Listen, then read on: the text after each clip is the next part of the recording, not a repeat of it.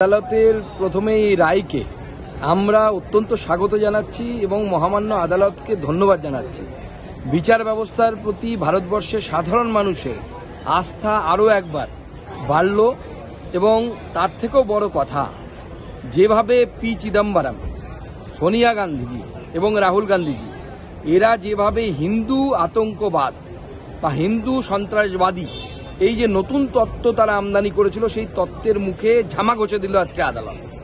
আমার মনে হয় হিন্দু সমাজকে কলঙ্কিত করার জন্য, হিন্দুদের সন্ত্রাসবাদী বানানোর এই অপচেষ্টা বিফল হওয়ার জন্য সোনিয়া গান্ধী সহ পি চিদম্বরম সহ যারা কংগ্রেসের মাতব্বর ছিলেন সে সময়, যারা চেষ্টা করেছিলেন হিন্দুদেরকে সন্ত্রাসবাদী রঙে রাঙিয়ে দেওয়ার জন্য, তাদের নাকখত দেওয়া উচিত এবং পুরো হিন্দু সমাজের কাছে ক্ষমা চাওয়া উচিত কান ধরে। গতকাল স্বরাষ্ট্রমন্ত্রী মাননীয় অমিত শাহজি রাজ্যসভায় বলেছেন যে হিন্দু কখনো আতঙ্কবাদী হতে পারে না, হিন্দু কখনো সন্ত্রাসবাদী হতে পারেন না।